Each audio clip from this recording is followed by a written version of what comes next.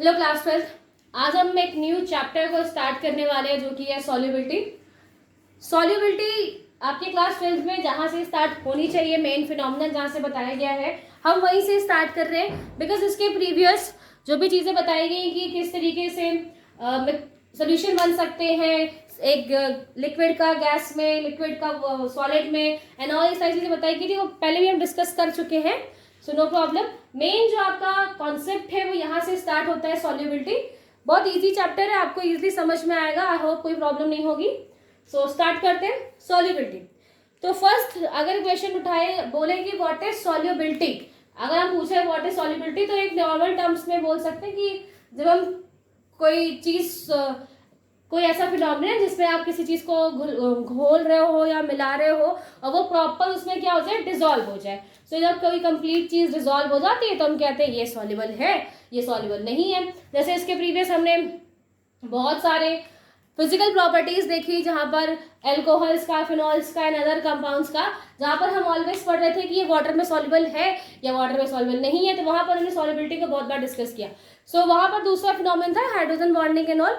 यहाँ पर अगर हम बेसिक एक बात बताएं, एक सिंपल सेंटेंसेस में बोले तो एक पर्टिकुलर अमाउंट, यानी कि हमें एक गिवन अमाउंट दिया हुआ है और एक गिवन अमाउंट को एक पर्टिकुलर सॉल्वेंट में, मतलब एक गिवन अमाउंट के अंदर जो amount of substance completely dissolve हो जाता है। फॉर एन एग्जांपल कि ये एक,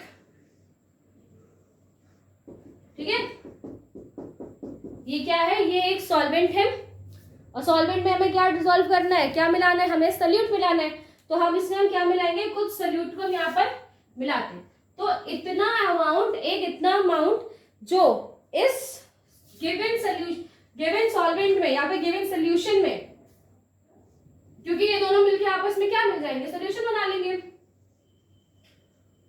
सो जितना सोल्यूट, ये जो हम यहाँ पर मिक्स कर रहे हैं वो क्या है आपका सोल्यूट। तो अमाउंट ऑफ सब्सटेंस या अमाउंट ऑफ सोल्यूट हम बोल रहे हैं कि एक अमाउंट ऑफ सोल्यूट एक गिवन सॉल्यूशन में कंप्लीटली डिसॉल्व हो जाए, कंप्लीटली मिल जाता है, कंप्लीटली उसके साथ वो मतलब डिसॉल्व हो जा रहा है। सो ये जो फिनोमिनन है इसे हम क्या बोलेंगे, सॉल्युबिलिटी बोलते हैं, जिसमें एक गिवन अमाउंट में या एक गिवन सॉल्यूशन, एक गिवन सॉल्वेंट में अंदर जितना अमाउंट या जितने अमाउंट ऑफ सोल्यूट है, एक लिमिटेड अमाउंट ऑफ सोल्यूट जो कंप्लीटली डिसॉल्व हो जाए, एक भी पार्टिकल्स आपको और फ्री नहीं दिखाई दे रहा है, कंप्लीटली डिसॉल्व हो जाता है, तो उस फिनोमिनन को हम क्या बोलते हैं, solubility. So what is solubility? Solubility is the amount of substance that dissolve completely in given amount of solution. So एक जो सॉल्यूशन हमारे पास है, एक जो सॉल्यूशन हमें दिया गया है, उस सॉल्यूशन में एक पर्टिकुलर सब्सटेंस जो उसमें डिसॉल्व किया गया है और वो कंप्लीटली डिसॉल्व हो जाए, तो इस फिनोमिनन को यहाँ पे क्या बोलेंगे, सॉल्युबिलिटी। अब जो सॉल्युबिलिटी है एक्चुअली उस पे वो कुछ चीजों पे डिपेंड करता है, मतलब जो सॉल्युबिलिटी कितना सॉल्युबल होगा, कैसे सॉल्युबल होगा, कौन कौन सी चीजें हैं जो सॉल्युबल हो सकती है या सॉल्युबल नहीं है। तो इन चीजों के अकॉर्डिंग कुछ क्राइटेरिया है, कुछ लिमिटेशंस है जो कि आपको यहाँ पे बता रही हूँ। फर्स्ट तो है नेचर, दैट मीन्स क्या, nature of solute in solvent. जो भी आप वहां पर सोल्यूट यूज कर रहे हो,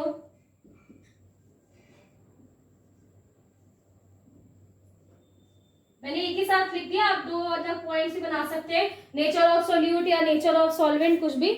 सो फर्स्ट तो फिनोमिनन यहाँ पर है कि किस तरीके का सोल्यूट है और वो किस तरीके के सॉल्वेंट में डिसॉल्व किया जा रहा है। दैट मीन्स सोल्यूट का फेस कैसा है या सोल्यूट किस तरीके से, कौन से केमिकल से वह है, क्या बॉन्डिंग है उसमें, और वो किसके अंदर डिसॉल्व किया जा रहा है, किस सॉल्वेंट में आप उसे डिसॉल्व कर रहे हो। ठीक है, सो इन दोनों का आपस में नेचर है ना, इन दोनों का जो आपस में नेचर है कि किस तरीके की चीजें हैं वो डिसॉल्व हो सकती है या नहीं डिसॉल्व हो सकती, उनके ऊपर भी डिपेंड करता है कि सॉल्युबिलिटी कैसे होगी। राइट, सो जैसे कि अगर मैं प्रीवियस एग्जांपल्स दूं, जैसे हमने बहुत बार देखा कि जो इनऑर्गेनिक सब्सटेंस है वो ऑर्गेनिक सब्सटेंस में नहीं डिसॉल्व हो रहे, या सम अदर मटेरियल्स होते हैं जो वाटर में डिसॉल्व नहीं हो रहे हैं, बट उनके कंपैरिजन कुछ कंपाउंड्स ऐसे हैं जो वाटर में डिसॉल्व नहीं हो रहे। जैसे अगर हम लार्ज हाइड्रोकार्बन्स की बात करें सो वो वाटर में डिसॉल्व नहीं है, बट यस जो अदर कंपाउंड्स है लाइक बेंजीन हो गया, इथर्स हो गए, वो उसमें डिसॉल्व हो जाते हैं। तो ऐसा क्यों है कि वो एक वाटर में डिसॉल्व नहीं हो रहे हैं और वाटर में डिसॉल्व और दूसरे हो जाते हैं, तो ऐसा क्यों? दूसरा जो अदर चीजें हैं जो इस पे इफेक्ट डालती है दैट इज टेम्परेचर। टेम्परेचर की वजह से सॉल्युबिलिटी में फर्क पड़ता है, इंक्रीज हो सकती है, डिक्रीज हो सकती है। सो temperature and also pressure. Pressure का क्या रोल है या नहीं है वो चीजें भी हम एक एक करके देखते हैं कि किस तरीके से ये सारी चीजें अफेक्ट करती है। तो फर्स्ट हम देखते हैं nature of solute and solvent. So as given in your book, NCERT book को ही फोकस करके हम चीजें यहाँ पे पढ़ते हैं। तो जो बुक में एग्जाम्पल है उसी को हम यहाँ पर ले रहे हैं कि फर्स्ट उन्होंने एग्जाम्पल दिया है NaCl। अच्छी तरीके से पता है कि क्या है। जो NaCl है या सॉल्ट है, इसको हम डिसॉल्व कर रहे हैं, ठीक है, इसे हम डिसॉल्व कर रहे हैं। ये क्या है? वाटर। तो हमने देखा कि हम NaCl को वाटर में डिसॉल्व करते हैं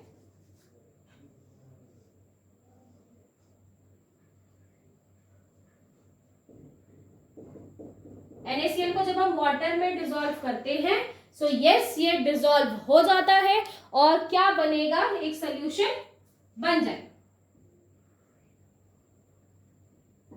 सोल्यूशन बन गया। ये क्या है? यहाँ पर सॉल्वेंट है, सॉरी सोल्यूट है। इस सोल्यूट को हमने इस सॉल्वेंट में डाला और एक सोल्यूशन हमको यहाँ पर मिलेगा, ठीक है। अब ऐसे अगर हमारे पास नेफ्थलीन की बॉल्स हैं, ठीक है, नेफ्थलीन की कुछ ऐसे गोलियां आती है, छोटी छोटी व्हाइट व्हाइट कलर की होती है, ठीक है। आप अपने स्वेटर्स या जो गर्मी ठंडी वाले कपड़े होते हैं उस पर रखे जाते हैं, ऑल्सो बहुत यूज है इनका। सो नेफ्थलीन की जो बॉल्स हैं, नेफ्थलीन की बॉल्स को अगर हम वाटर में डिसॉल्व करना चाहें, ये क्या है? ये वाटर और ये नेफ्थलीन की बॉल्स है, ये आपका सोल्यूट, ये सॉल्वेंट। इसमें अगर हम इसको डिसॉल्व करना चाहें सो यहाँ पर वो डिसॉल्व नहीं होंगे, ठीक है, नॉट डिसॉल्व या ठीक है, नो सोल्यूशन, कोई सोल्यूशन यहाँ पर नहीं बनेगा या फिर वो सोल्यूशन का फॉर्मेशन नहीं करेंगे, वो डिसॉल्व नहीं होगा यहाँ पर, ठीक है। तो चलो पहला हमने एक चीज ये देख ली कि जो NaCl है वो वाटर में डिसॉल्व हो रहा है, ठीक है, बट जो नेफ्थलीन है वो वाटर में डिसॉल्व नहीं हो रहा है। ओके, दूसरा एक पॉइंट, जो NaCl है इसे अब हम डिसॉल्व कर रहे हैं बेंजीन की सॉल्वेंट, ठीक है, ये है बेंजीन C6H6, इतना तो पता ही अब हमें। तो ये बेंजीन है, हमने क्या किया? बेंजीन में NaCl को डाल रहे हैं और फिर हम एक बार नाफ्थलीन को भी डाल के देखते हैं बेंजीन में। तो अब यहाँ पर क्या होगा? यहाँ पर NaCl इसमें डिसॉल्व नहीं है और नेफ्थलीन डिसॉल्व है। नेफ्थलीन आपको देगा, डिसॉल्व हो जाएगा, सॉल्युबिलिटी आपको यहाँ पर दिखाई दे रही है, सोल्यूशन बन रहा है। तो ये कैसे होता है? बिकॉज जैसे पहले आपने देखा कि NaCl वाटर में डिसॉल्व हो रहा था बट नेफ्थलीन नहीं हो रहा था, एंड अब नेफ्थलीन डिसॉल्व हो रहा है बेंजीन में बट वाटर नहीं हो रहा है। तो ये जो चीजें हैं, इससे मैंने जैसे अभी पहले आपको बताया था कि सोल्यूट का जो नेचर है और सॉल्वेंट का जो नेचर है ये भी डिसाइड करता है कि सॉल्युबिलिटी कैसी है और कैसे डेवलप होगी। अब जरा देखते हैं कि वाटर में क्यों NaCl डिसॉल्व हो गया और नेफ्थलीन क्यों नहीं, और वैसे ही बेंजीन में। सो इन केस ऑफ NaCl, जैसे कि आपको यहाँ पर दिखाई दे रहा है ये NaCl है, that means Na+ and Cl-। इस तरीके के यहाँ पे एक आयोनिक कंपाउंड है, ठीक है, आयंस का ट्रांसफर है, यहाँ पर एक आयनिक कंपाउंड है। और ऑल्सो आयनिक होने के साथ साथ यहाँ पे आपको पोलैरिटी या पोलर रीजन दिखाई दे रहे हैं, ये पॉजिटिव एंड नेगेटिव दिखाई दे रहे हैं। और वैसे ही हमने इसको किसमें, ये कहाँ पर डिसॉल्व हुआ था? वाटर में। वाटर यानी कि H2O H, यहाँ पे क्या होगा? डबल नेगेटिव चार्ज है, पार्शियल नेगेटिव, और ये क्या है? Partial positive, partial positive. यहाँ पर भी क्या है? ये भले ही कोवेलेंट कंपाउंड्स है, ये कोवेलेंट कंपाउंड की शेयरिंग ऑफ इलेक्ट्रॉन्स के थ्रू बने और ये आयोनिक है, बट दे हैव पोलैरिटी। ये पोलैरिटी यहाँ पर है इसमें, आपने प्रीवियस क्लास 11th में पढ़ा होगा कि कोई भी आयोनिक बॉन्ड्स है वो कंप्लीटली आयोनिक नहीं होता और कोई भी कोवेलेंट बॉन्ड है वो कंप्लीटली कोवेलेंट नहीं होता। जो आयोनिक बॉन्ड्स है उनमें जो कोवेलेंट का कैरेक्टर है वो पाया जाता है और वैसे ही जो कोवेलेंट होते हैं उनमें थोड़ा थोड़ा आयोनिक कैरेक्टर्स भी होता है। सो ये फजान्स रूल आपने पढ़ा होगा आई थिंक। तो ओके, तो यहाँ पर बताया गया है कि सिर्फ आप सिंपल ये समझिए कि इसमें क्या है, पोलैरिटी आपको दिख रही है, positive negative and positive negative charge आपको दिख रहे हैं। सो ये एक ही जैसी प्रॉपर्टीज को रख रहे हैं, एक ही जैसे चार्ज वाला फिनोमेनन रख रहे हैं, तो यस ये कंप्लीटली इसमें डिसॉल्व हो गया। ठीक है, सेम टू सेम थे, इसमें डिसॉल्व हो गया। अब अगर हम नेफ्थलीन को डिस्कस, अगर हम नेफ्थलीन जो कि कुछ इस तरीके से दो बेंजीन रिंग जब आपस में ज्वाइन हो जाती है, ओके, तो यहाँ पे जैसे आपको ये नेफ्थलीन दिखाई दे रहा है, अगर ये जो नेफ्थलीन है इसको हमने किस में डिसॉल्व किया था, बेंजीन में, तो आपको दिखाई दे रहा है कि यहाँ पर सिर्फ कार्बन एंड हाइड्रोजन है, कार्बन एंड हाइड्रोजन है बस। और वन मोर थिंग, इलेक्ट्रोनेगेटिविटी भी तो होती है ना, तो अगर कार्बन और हाइड्रोजन के बीच में जो इलेक्ट्रोनेगेटिविटी है वो ऑलमोस्ट सेम है, ऑलमोस्ट सेम होने की वजह से ना पॉजिटिव एंड नेगेटिव का इतना फिनोमेनन यहाँ पर जनरेट नहीं होता, जिसकी वजह से ये कैसे है, नॉन पोलर। और ऑल्सो जो बेंजीन रिंग है वो भी कैसी है, नॉन पोलर, वो भी कैसी है, नॉन पोलर, बिकॉज वहां पर भी सिर्फ कार्बन एंड हाइड्रोजन है और कोई चार्जेस या पोलैरिटी आपको वहां पर देखने को नहीं मिलेगी। तो यहां पर क्या है कि एक नॉन पोलर सॉल्वेंट जो कि नेफ्थलीन है वो नॉन पोलर बेंजीन में डिसॉल्व हो गया, एंड वही जो पोलर NaCl था वो पोलर वाटर में डिसॉल्व हो जाता है। NaCl प्लस एंड माइनस, जैसे मैंने यहाँ पे कार्बन और हाइड्रोजन के बीच में इलेक्ट्रोनेगेटिविटी और सेंस बताया था, तो यहाँ पर भी होता है। Cl ज्यादा इलेक्ट्रोनेगेटिव है सोडियम से, इस वजह से सोडियम के इलेक्ट्रॉन्स को उसने अपनी तरफ शिफ्ट करके रखा है, इस वजह से भी चार्जेस जनरेट है। एंड मैंने अभी आपको क्या बताया था, वाटर, तो वाटर में ऑक्सीजन ज्यादा इलेक्ट्रोनेगेटिव है, तो इस वजह से उसने इसके इलेक्ट्रॉन्स को अपनी तरफ खींच के रखा हुआ है, इस वजह से भी यहाँ पे पोलैरिटी है। तो इलेक्ट्रोनेगेटिविटी की वजह से भी पोलैरिटी जनरेट होती है, बिकॉज यहाँ पर इलेक्ट्रोनेगेटिविटी में डिफरेंस है। यहाँ पर क्या है, अलग अलग है, Cl की इलेक्ट्रोनेगेटिविटी ज्यादा होती है और यहाँ पर ऑक्सीजन की ज्यादा, इस वजह से यहाँ पे पोलैरिटी है। तो एक पोलर दूसरे पोलर में डिसॉल्व हो सकता है, और वैसे एक नॉन पोलर में, इसमें पोलैरिटी है इसमें पोलैरिटी नहीं है, तो ये इसके बॉन्ड्स को ब्रेक नहीं कर पाएगा, प्रॉपर डिसॉल्व नहीं होगा। और वहीं यहाँ पर पोलैरिटी, यहाँ पे किस तरह की पोलैरिटी नहीं है, इसलिए वो उसमें प्रॉपर डिसॉल्व नहीं हो पाए। तो ये सब चीजें देखकर जैसे हमें पता चला कि एक phenomenon that is dissolve like dissolve, I think I said dissolve like dissolve, but ये है लाइक डिसॉल्व लाइक, यानी जो जैसा कंपाउंड है वो वैसे ही प्रॉपर्टीज वाले कंपाउंड में डिसॉल्व होता है। ठीक है, अगर वो नॉन पोलर है तो नॉन पोलर में डिसॉल्व होगा, पोलर है तो पोलर में डिसॉल्व हो जाएगा। सो ये हमने यहाँ तक इसे डिस्कस कर लिया। अब हम कुछ डिस्कस करने वाले हैं कुछ फिनोमिनन्स जो कि यहाँ पर अक्सर यूज होते हैं एंड गिवन है, तो उन्हें हम जल्दी से यहाँ पढ़ लेते हैं। फर्स्ट है कि जैसे ही हमने एक सॉल्वेंट लिया, ठीक है, ये हमारे पास क्या है, एक पहले से मौजूद एक सॉल्यूशन है, ठीक है, पहले से एक हमारे पास एक सॉल्यूशन मौजूद है, कोई भी है एग्जाम्पल कुछ भी, ठीक है, एक सॉल्यूशन है हमारे पास और इस सॉल्यूशन में हम क्या कर रहे हैं, सॉल्यूट ऐड कर रहे हैं, सॉल्यूट हम ऐड कर रहे हैं। तो जब हम सॉल्यूशन में सॉल्यूट ऐड करना स्टार्ट करते हैं तो जो इस सॉल्यूशन का कंसंट्रेशन है, जो इस सॉल्यूशन का कंसंट्रेशन है वो भी क्या होता है, इंक्रीज होने लगता है, कंसंट्रेशन बढ़ने लगता है, स्टार्ट इंक्रीजिंग या इंक्रीज होने लगता है। सो ये फिनोमिनन जिसमें सॉल्यूशन है, सॉल्यूशन में जब आप सॉल्यूट मिला रहे हैं और सॉल्यूट मिला रहे हैं तो उसमें उसका कंसंट्रेशन स्टार्ट कर देता है, कंसंट्रेशन जो इंक्रीज होने लगता है, सॉल्यूशन का जो कंसंट्रेशन है वो बढ़ने लगता है। ऑफ कोर्स बढ़ेगा ही, बिकॉज अगर हमारे पास ये सोल्यूशन है जिसमें आपने सफिशिएंट अमाउंट सोल्यूशन बना हुआ है, बट अब आप उसमें और ऐड कर रहे हो, और चीजें डिजोल्व कर रहे हो। फॉर एग्जाम्पल अगर शुगर वाटर का सोल्यूशन है तो शुगर एंड वाटर का नॉर्मल सोल्यूशन था, अब आप अगर उसमें और शुगर ऐड करोगे तो उसका कंसंट्रेशन तो बढ़ेगा ही, है ना। तो ये क्या हो रहा है कि इसका कंसंट्रेशन इंक्रीज होना स्टार्ट हो जाता है। तो ये जो फिनोमिनन है इसे हम क्या बोलते हैं, इसे हम बोलते हैं डिससॉल्यूशन। इसे हम क्या बोलते हैं, डिससॉल्यूशन। इसे हम क्या बोलते हैं, डिससॉल्यूशन बोलते हैं। ठीक है, एक फिनोमिनन यहाँ पे बस डिस्कस है, जस्ट बताया गया कि क्या चीजें होती है, उनका क्या टर्म है, तो बता दिया मैंने आपको।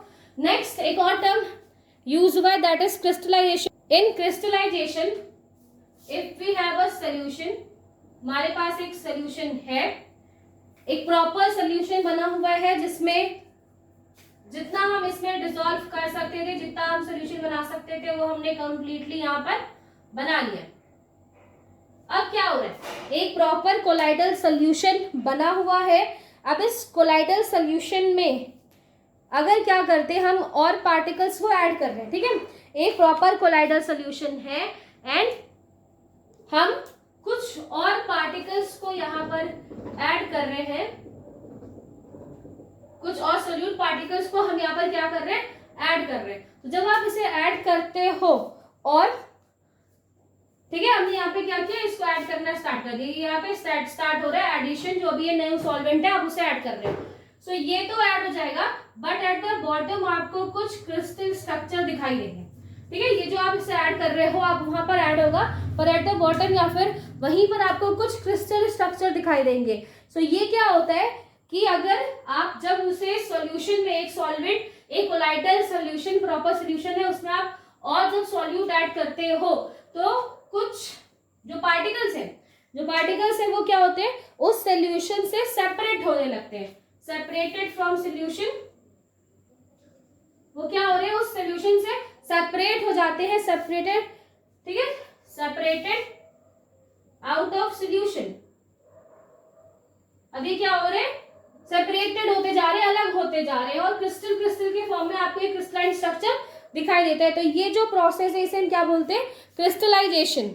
इसे हम क्या बोलेंगे, क्रिस्टलाइजेशन, बिकॉज इसमें क्या हो रहा है कि कोलाइडल सॉल्यूशन है, और कोलाइडल सॉल्यूशन में जब हम और सॉल्वेंट और कुछ सोल्यूट्स को ऐड कर रहे हैं एट दैट टाइम, एक और बात है, ये जो ये क्रिस्टल्स फॉर्म हुए, ये जो पहले से सॉल्यूशन है उसके क्रिस्टल है जो सेपरेट होना स्टार्ट कर जाएंगे, और जो अदर आप सॉल्यूट डाल रहे हो वो प्रॉपर उसमें डिसॉल्व होता जाएगा। सो अगर एक ऐसी स्टेज पे हमारा सोल्यूशन पहुंच गया है जिसमें जैसे जैसे आप उसमें और सॉल्यूट ऐड कर रहे हो तो वो, और बल्कि बॉटम में आपको कुछ सेपरेटेड सोल्यूशन पार्टिकल्स भी दिखाई दे रहे हैं, जो सोल्यूशन के पार्टिकल्स हैं वो क्रिस्टल के फॉर्म में वापस सेपरेट होते जा रहे हैं। तो ये फिनोमेनन क्या कहलाता है, क्रिस्टलाइजेशन, जिसमें क्रिस्टल का फॉर्मेशन होने लगता है। नेक्स्ट फिनोमेनन, जैसे कि हमें पता है कि हम सॉल्यूट को मिलाते हैं, सॉल्वेंट में हमेशा सॉल्यूट को सॉल्वेंट में मिलाते हैं, तो उससे क्या बनता है, सॉल्यूशन।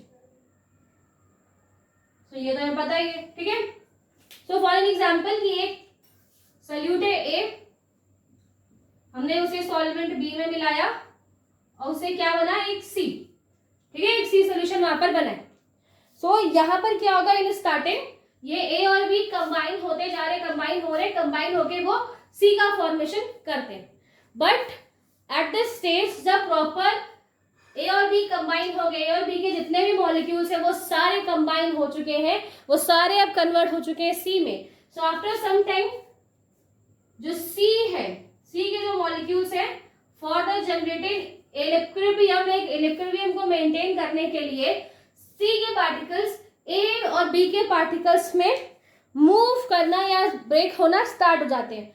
इतना ज्यादा नहीं होगा कि आपको प्रॉपर डिफरेंस दिखाई दे कि ये प्रोडक्ट है, ये रिएजेंट है, आपको प्रॉपर नहीं दिखाई देगा, बट यस जब भी यहाँ पर जब भी दो सॉल्यूट और सॉल्वेंट आपस में मिक्स होकर एक सोल्यूशन बना रहे हैं तो एक इक्विलिब्रियम की फेज चलती है जिसके थ्रू जो भी पार्टिकल्स है, वो जितने पार्टिकल्स यहाँ पर है वो सारे ज्वाइन होके सी बनाएंगे, और जो सी पार्टिकल्स है वो वापस ब्रेक होके ए और बी पार्टिकल्स को अलग अलग बनाते हैं। और ये प्रोसेस तब तक चलती रहती है जब तक एक प्रॉपर इक्विलिब्रियम या एक प्रॉपर स्टेबल स्टेज नहीं बन जाती, जब एक proper same phase same rate यहाँ पर जनरेट नहीं हो जाती, तब तक एक इक्विलिब्रियम की process in a solute solvent solution perform होती रहती है। ठीक है, तो यहाँ पर ये जो फिनोमिनन है कंप्लीट, जिसमें पार्टिकल्स क्या होते हैं, जितने भी पार्टिकल्स यहाँ पे ऐड होके बनते हैं उतने पार्टिकल्स वहां पे ब्रेक होकर एक इक्विलिब्रियम को मेंटेन करते हैं। तो यहाँ पर एक और उन्होंने फिनोमिनन बताया कि जब सॉल्यूट एंड सॉल्वेंट मिलके सॉल्यूशन बनाते हैं तो आफ्टर सम टाइम उनके भी मॉलिक्यूल्स में क्या होता है, चेंज होता है और एक इक्विलिब्रियम की स्टेट जनरेट होती है। ठीक है, after that some more phenomenons. So next phenomenon को कुछ इस तरीके से डिस्क्राइब करते हैं, जैसे हमारे पास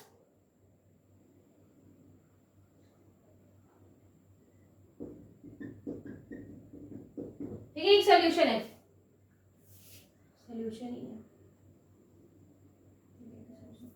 तो एक सॉल्यूशन है हमारे पास और इसमें हमने क्या किया हुआ है, ये प्रॉपर सॉल्यूशन है। जो भी हमें सॉल्यूट यूज करना है वो सॉल्यूट अब इसमें प्रॉपर मिक्स हो चुका है। अब आप ऐसे सॉल्यूशन में अदर या थोड़ा बहुत भी और सॉल्यूट आप डालो इसमें और वो डिसॉल्व ना हो सके, दैट मीन्स एक ऐसा सॉल्यूशन जिसकी जो एक प्रॉपर लिमिट है कि जितना उसमें सॉल्यूट आप डिसॉल्व कर सकते हो वो कंप्लीटली डिसॉल्व हो चुका है। अब इससे ज्यादा थोड़ा भी बहुत थोड़ा भी मतलब जरा सा भी थोड़ा भी आप ज्यादा उसमें डिसॉल्व कर रहे हो सो वो डिसॉल्व नहीं होगा, that means no more particles कह लें या फिर नो मोर सॉल्यूट आप कह सकते हो, यहाँ पर no more solute can be dissolve. That means कि अगर एक ऐसा सॉल्यूशन बन चुका है, कैसे फेज में वो आ गया है कि जितना सॉल्यूट हम उसमें डिसॉल्व कर सकते हैं। फॉर एन एग्जांपल, अगर ये वाटर है और उसमें आपने क्या किया, शुगर को आपने डिसॉल्व किया हुआ है। ठीक है, हाँ एक बात याद रखना, टेम्परेचर और प्रेशर आप चेंज नहीं कर रहे हो। ठीक है, नो चेंज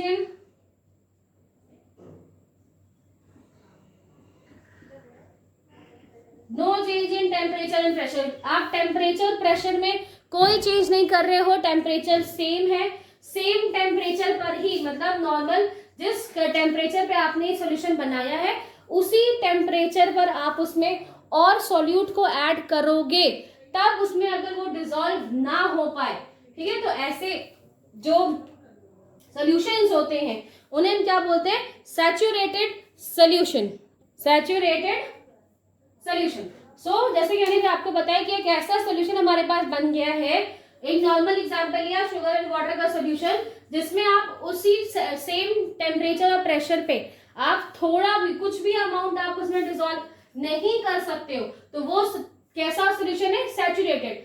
और ठीक है, दूसरा अगर फिनोमिनन बात करें कि अगर अभी भी हमारे पास जो सॉल्यूशन है उसमें और डिसॉल्व हो सकता है, मोर solute can be dissolve, same temperature and pressure पे, टेम्परेचर प्रेशर आप चेंज नहीं कर रहे हो, सेम टेम्परेचर प्रेशर है, मतलब अभी जो सॉल्यूशन है इसमें और चीजें डिसॉल्व हो सकती हैं, अभी वो प्रॉपर सैचुरेटेड नहीं हुआ। अगर वो सैचुरेटेड नहीं हुआ है तो वो कैसा है, वो है अनसैचुरेटेड। तो वो कैसा है, अनसैचुरेटेड, यानी कि वो प्रॉपर तरीके से अभी अपनी उसने सैचुरेशन की जो सैचुरेटेड फॉर्म का जो फेज है अभी उसने नहीं गेट किया है, अभी उसमें और चीजें डिसॉल्व हो सकती हैं, आप और उसमें सॉल्यूट डालिए और उसको प्रॉपर उसकी सैचुरेटेड फेज तक पहुंचाइए। दैट मीन्स अगर एक ऐसा सॉल्यूशन जिसमें हम और सॉल्यूट को ऐड कर सकते हैं तो वो कैसा होता है, अनसैचुरेटेड। ये बात आप याद ध्यान रखो कि टेम्परेचर प्रेशर में कोई चेंज नहीं कर रहे हैं। दूसरा, अगर ऐसा सॉल्यूशन है हमारे पास जिसमें अब हम कुछ भी ऐड नहीं कर सकते, बस खत्म, अब उससे ज्यादा उसमें एक ड्रॉप पार्टिकल या एक ड्रॉप 1 क्यूब उसका सॉल्यूट भी ऐड नहीं होगा, तो वो कैसा होता है, सैचुरेटेड। एक और फिनोमिनन है सुपर सैचुरेटेड। एक कोई ऐसा सॉल्यूशन है हमारे पास जहां पर क्या है कि सॉल्यूशन है, ओके, सॉल्यूशन है तो मतलब सॉल्यूट और सॉल्वेंट तो है, इसमें सॉल्यूशन है ये। अब क्या कर रहे हैं, इसमें हमें और ऐड करना है, बट ये सैचुरेटेड हो चुका है, ये अब और पार्टिकल्स या और सॉल्यूट को एडजस्ट नहीं कर सकता, बट हम चाहते हैं कि वो हो जाए, किसी भी तरीके से वो यहाँ पे इसमें डिसॉल्व हो जाए। तो हम दो चीजें कर सकते हैं। टेम्परेचर चेंज कर दीजिए, ठीक है। आप प्रेशर का अपने फिनोमेनन बाद में देखेंगे। अगर हम उसके टेम्परेचर में चेंज कर दें, टेम्परेचर को इंक्रीज कर दें या डिक्रीज कर दें, जो भी चीजें हम लोग करेंगे अभी, तो अगर आप टेम्परेचर में चेंज कर दो और तब अगर उसमें और चीजें डिसॉल्व हो जाएं, तो वो जो यहाँ पर सब्सटेंस बनेगा उसे क्या बोलते हैं, सुपर सैचुरेटेड, बिकॉज हमने उसे टेम्परेचर में चेंज करके। इसीलिए मैं आपको अनसैचुरेटेड सैचुरेटेड में बोल रही थी कि टेम्परेचर बिल्कुल चेंज नहीं करना है, टेम्परेचर वैसे का वैसा ही रहेगा। ऑन द सेम टेम्परेचर पे अगर आप कोई चीजें बढ़ा रहे हैं, इंक्रीज कर रहे हैं, बट अगर हम टेम्परेचर चेंज करते हैं तो यस ऑफ कोर्स उसमें वो डिसॉल्व होने लगेगा। तो इस तरीके से भी एक सोल्यूशन बनेगा जिसे हम सुपर सैचुरेटेड कहेंगे। सो हम टेम्परेचर की बात कर रहे हैं तो इफेक्ट ऑफ टेम्परेचर को भी देख लेते हैं, ये एक सोल्यूशन पे कैसा इफेक्ट पड़ता है टेम्परेचर का। अगर हमारा सोल्यूशन कैसा है, एंडोथर्मिक, एंडोथर्मिक, एंडोथर्मिक मतलब जो उसकी एंथैल्पी है, यानी कि जो उसकी एनर्जी है वो कैसी है, ठीक है, जो वो एंथैल्पी है वो क्या है, जीरो से भी कम है, जीरो से भी अब आपको कम आपके वहां पे दिखाई दे रही है, एंडोथर्मिक है। दैट मीन्स एंडोथर्मिक कैसे होते हैं, वो ऊर्जा को लेते हैं, यानी उनको और ऊर्जा की नीड होती है और एनर्जी चाहिए होती है। जब वो एनर्जी टेक करेंगे और एनर्जी को अब्सॉर्ब करेंगे, लेंगे, देन वो आगे क्या करते हैं, आगे की प्रोसेस स्टार्ट करते हैं, ठीक है। तो मान लेते हैं हमारे पास एक सॉल्यूट है और एक सॉल्वेंट है, ये कैसे है, ये सोल्यूशन कैसा है जो बन रहा है वो कैसा है, एंडोथर्मिक। एंडोथर्मिक मतलब अभी आपको उसको और एनर्जी देनी पड़ेगी, जब आप उसे और एनर्जी देंगे तब वहां पर वो सॉल्यूशन बनेगा। तो यहाँ पर हमें क्या करना है, टेम्परेचर इंक्रीज। अगर हम यहाँ पर टेम्परेचर इंक्रीज करते हैं तो टेम्परेचर इंक्रीज करने से जो इसका रेट है या जो उसकी सॉल्युबिलिटी है या जो सॉल्यूशन बनने का फॉर्म है वो भी क्या होता है, इंक्रीज होता है। बट कैसा होना चाहिए, एंडोथर्मिक सॉल्यूशन या एंडोथर्मिक रिएक्शन यहाँ पर होनी चाहिए। एंड वही अगर एक्सोथर्मिक है, एक्सोथर्मिक, एक्सोथर्मिक में क्या होता है कि वहां से एनर्जी रिलीज हो रही है, ऑलरेडी उसकी एंथैल्पी बहुत ज्यादा है, जीरो से वो बहुत ज्यादा है उसकी एंथैल्पी, और वो क्या कर रहा है, और ज्यादा एनर्जी रिलीज कर रहा है अपने अंदर से। ऑलरेडी उसके पास इतनी ज्यादा एनर्जी है कि वो अपनी एनर्जी को स्टेबल करे, अपने एनर्जी को एग्जीक्यूट करके फॉर्मेशन में आ गया, ठीक है। देखो जब कोई रिएक्शन, किसी रिएक्शन में वो एक रिएक्शन एक्सोथर्मिक है, दैट मीन्स वहां से क्या हो रही है, एनर्जी रिलीज हो रही है। सो जब एनर्जी रिलीज हो जाती है तो वो स्टेबल हो जाता है, ठीक है। ये आपको पता होना चाहिए कि जो एनर्जी है that is inversely proportional to stability. वो स्टेबिलिटी के क्या होता है, इनवर्सली प्रोपोर्शनल। एनर्जी ज्यादा तो स्टेबिलिटी बहुत कम, एनर्जी कम तो स्टेबिलिटी ज्यादा। तो जो एक्सोथर्मिक है या एक्सोथर्मिक रिएक्शंस होती है उसमें वो क्या करते हैं, अपने अंदर से जो एक्सेस एनर्जी है वो रिलीज कर रहे हैं, एक्सेस एनर्जी रिलीज करके वो क्या कर रहे होते हैं, स्टेबल स्टेज में आने की कोशिश करते हैं। अब वो अपने आप से खुद से स्टेबल स्टेज में आ रहे हैं, बट अगर आप उसको और टेम्परेचर दे दो, अगर आप उसे और टेम्परेचर दे देंगे तो क्या होगा, उसको एनर्जी और मिल जाएगी।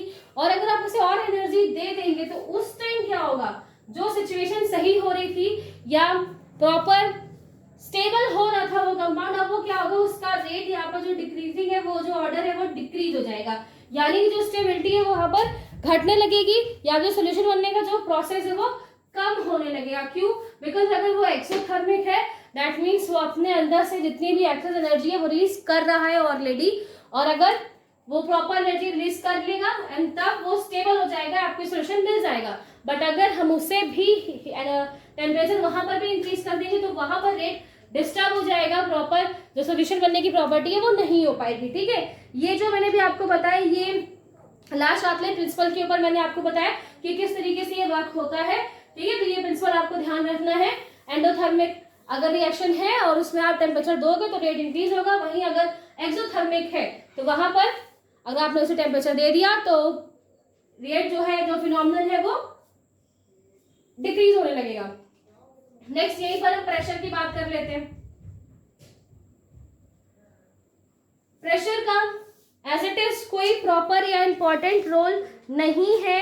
कोई प्रेशर जो है, अगर आप किसी भी सॉल्यूशन में प्रेशर इनबिल्ट कर रहे हैं या प्रेशर लगा रहे होते हो तो उसका उस सॉल्यूशन की सॉल्युबिलिटी पे कोई फर्क नहीं पड़ता, बिकॉज हम यहाँ पे क्या कर रहे हैं, सॉल्यूट को डिसॉल्व कर रहे हो। सॉल्यूट ऑलवेज कैसा होता है, सॉलिड पार्टिकल सॉलिड फॉर्म में है। अगर आपने शुगर भी डिसॉल्व किया है या फिर आपने सॉल्ट डिसॉल्व किया तो वो सब पहले से ही सॉलिड होते हैं। सॉलिड कैसा होता है, पार्टिकल्स सब पास पास में, ऑलरेडी वो इतने पास पास में है, एक सॉलिड उन्होंने बनाकर रखा हुआ है। अब वो इससे ज्यादा कंप्रेस नहीं हो सकते, बिकॉज वो सब इतने ज्यादा पास है, इतने ज्यादा इंटरमोलिकुलर फोर्सेस उनके बीच में है, अट्रैक्शन वहां पे लगा हुआ है, स्पेस बिल्कुल भी नहीं है, वो बहुत ज्यादा पास है, वो वैसे ही हाईली कंप्रेस्ड है पहले से ही। तो अब उनको आप और कंप्रेस्ड करके उसमें कुछ नहीं कर सकते, मतलब प्रेशर का यूज करने से जो पार्टिकल है उनके स्ट्रक्चर में एज कोई चेंज नहीं आएगा, क्योंकि वो पहले से ही बहुत ज्यादा कंप्रेस्ड है, बहुत ज्यादा कंप्रेस फॉर्म में है। तो प्रेशर से उसमें कोई इफेक्ट नहीं होता। तो आप सीधे यहाँ पर एक बात याद रखिए कि प्रेशर का कोई इफेक्ट नहीं पड़ता है ऑन द सॉल्यूशन। वही टेम्परेचर का क्या इफेक्ट है वो हमने यहाँ पर डिस्कस किया।